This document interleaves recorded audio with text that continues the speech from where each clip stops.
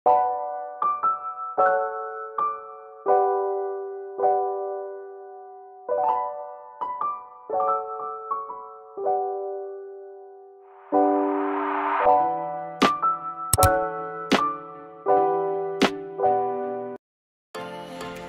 semua, Assalamualaikum warahmatullahi wabarakatuh. Gak terasa ya, sudah di akhir bulan Agustus.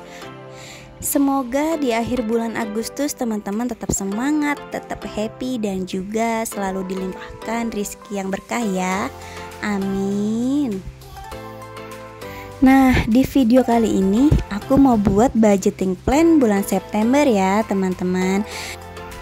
Untuk budgeting plan di bulan September ini ada beberapa nominal yang berbeda dari bulan-bulan sebelumnya, dan juga ada beberapa pos anggaran yang aku tambahkan ya. Nah, yuk kita simak bareng-bareng yuk budgeting plan aku di bulan September ini. Oh iya, kalau teman-teman gimana? Khususnya yang tanggal 25 udah gajian nih, jangan terlena loh. Nanti jangan-jangan baru dapat gajian terus tiba-tiba habis. Makanya harus segera budgeting, harus segera dipos-poskan ke anggarannya loh. Karena kita juga harus membayar kebutuhan dan juga kewajiban. Pokoknya jangan sampai habis di awal bulan aja. Oke teman-teman?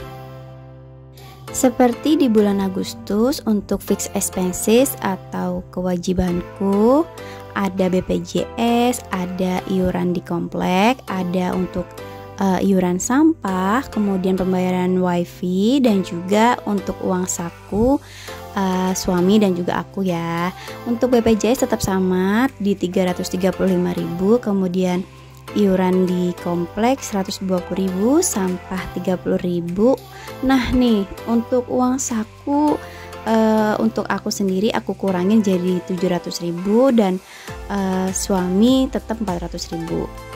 Kalau di total semuanya ada 1.860.000. Ini untuk fixed expenses ya teman-teman. Untuk teman-teman yang baru memulai untuk budgeting, jangan bingung ya, karena sebenarnya caranya simpel banget. Di sini tinggal buat 3 pos anggaran besar. Ada fixed expenses, kemudian ada saving and giving, dan juga ada living cost. Lihat aja videoku ini, semoga jelas ya.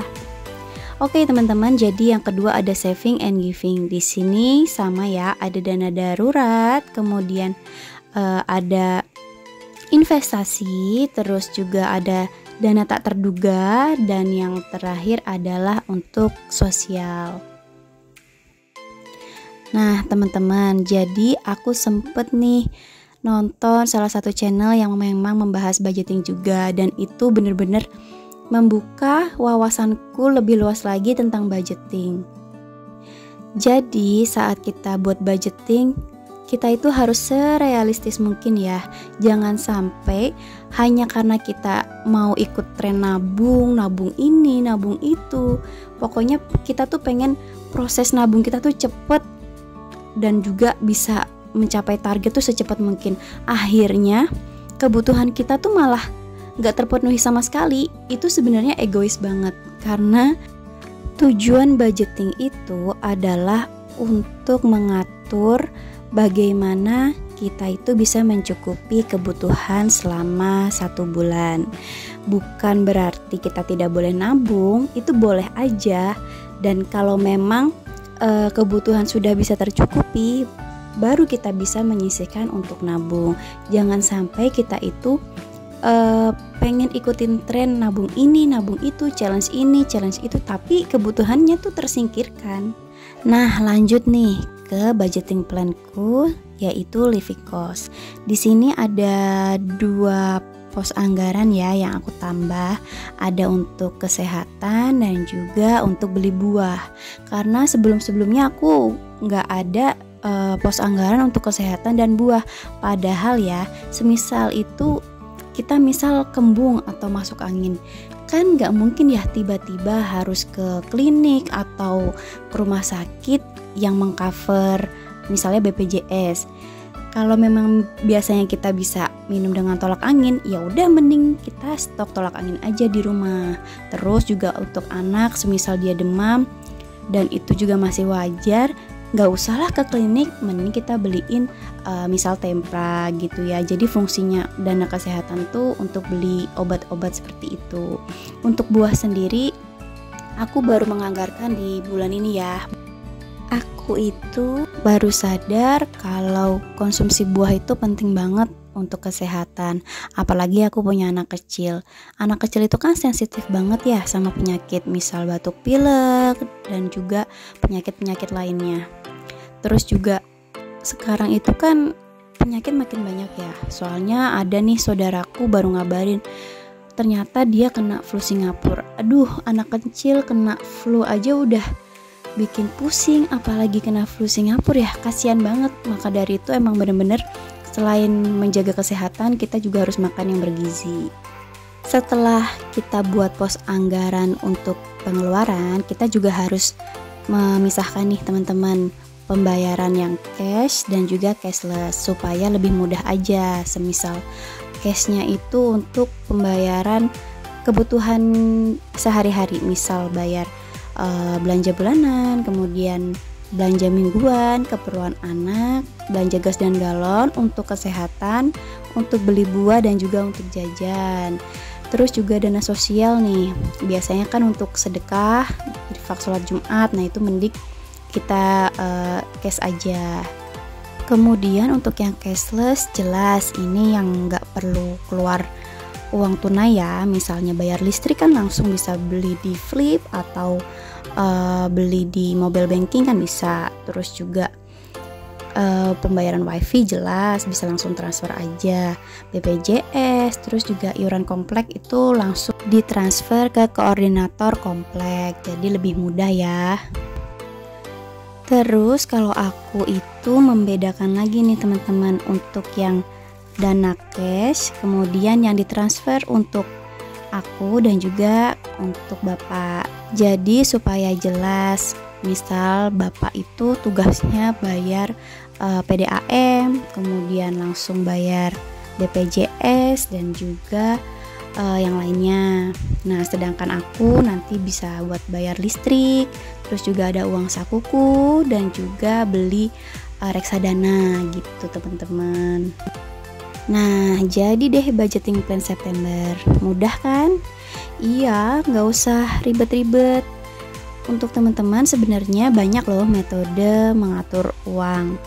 Tinggal dipilih aja, nanti bisa searching di Google. Semisal mau coba salah satu metode, bisa dicoba untuk misal 3 bulan dulu. Nah, itu cocok atau enggak? Dievaluasi ya. Kalau misalnya memang nggak cocok, ya udah coba aja metode lainnya. Karena budgeting itu kan bukan sesuatu yang saklek ya, bukan sesuatu yang diajarkan juga di sekolah. Makanya kita tuh harus belajar sendiri, terus juga kita harus bisa evaluasi sendiri. Makanya belajar mengatur uang tuh susah-susah gampang. Makanya kita harus budgeting dan gak boleh sampai bosen ya teman-teman. Dan di sini pun aku bukan seorang ahli keuangan ya. Aku kuliahnya di bidang agro, jadi masih harus belajar dalam dunia budgeting. Oh iya, satu lagi, kita budgeting itu bukan untuk pelit ya ke diri sendiri, tapi kita benar-benar berikhtiar, berusaha untuk berhemat dalam mengatur keuangan, sehingga masih ada misal sisa uang yang bisa ditabung dan juga kebutuhan itu bisa tercukupi. Syukur-syukur kita itu bisa nabung untuk masa depan dan juga diinvestasikan ya. Setelah lembar budgeting selesai, kita ke halaman berikutnya. Di sini aku buat expenses tracker atau catatan pengeluaran kita selama sebulan ke depan.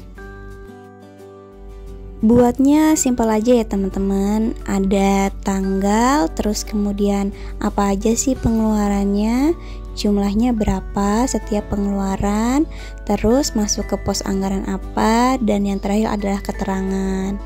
Jangan lupa ya, walaupun sudah budgeting, tetap harus mencatat pengeluaran supaya kita tahu kemana aja sih pengeluaran kita selama 1 bulan ke depan. Terus kita buat rekap pengeluaran per minggu. Jadi evaluasi itu jangan cuma di akhir bulan aja teman-teman. Setiap minggu tuh juga harus dievaluasi dan juga harus rutin ngecek dompet. Jadi kita tahu pos anggaran mana sih yang udah over budget dan pos mana aja yang masih aman juga bersisa. Jadi kita bisa membatasi pengeluarannya supaya nggak mengganggu nih pos lainnya. Boleh sih substitusi, tapi jangan sampai kebablasan ya. Oke teman-teman, sampai di sini dulu ya videoku untuk budgeting bulan September. Semoga ada manfaatnya dan jangan lupa untuk dukung channelku dengan like, comment, dan subscribe. Bye semua.